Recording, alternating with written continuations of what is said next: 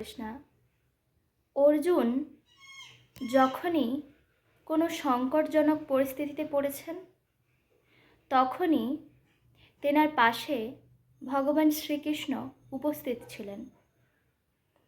তিনি যখন যুদ্ধক্ষেত্রে উপস্থিত হয়েছিলেন, তখন তিনি তেনার সামনে তেনার আত্মীয় স্বজনদের দেখতে পেয়েছিলেন।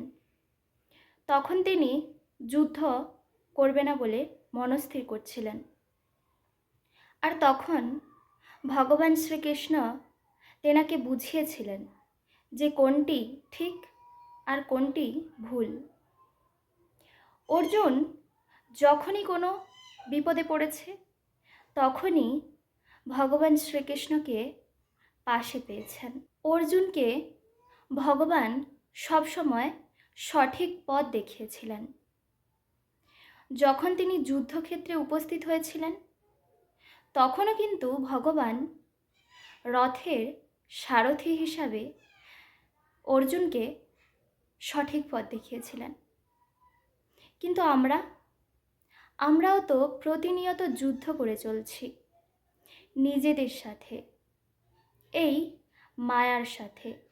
তো এই মায়ার জগতে আমাদের কোন কাজটি করা ঠিক আর কোন কাজটি করা ঠিক নয়, কোন পথে যাওয়া উচিত আর কোন পথে যাওয়া উচিত নয়, এটি আমাদের কে বোঝাবে?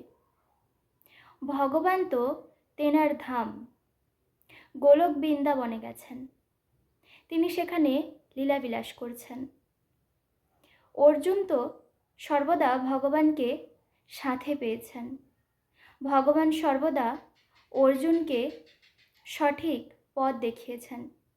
কিন্তু আমাদের এই মায়ার জগৎ থেকে কে উদ্ধার করবে? আমাদের এই মায়ার জগতের যুদ্ধের সাথে লড়াই করতে কে সাহায্য করবে? ভগবান তো এখন নেই। এই প্রশ্নটাই জাগে, তাই না? হ্যাঁ, ভগবান আছেন, তিনি ভাগবতম রূপে রয়েছেন। এই ভাগবতম অধ্যয়ন করার ফলে আমরা বুঝতে পারব যে কোন পথে যাওয়া উচিত আর কোন পথে যাওয়া উচিত নয়, কোন কাজটি ঠিক আর কোন কাজটি ভুল।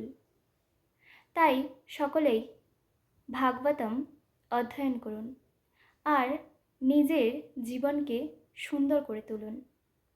হরে কৃষ্ণা, হরি বল।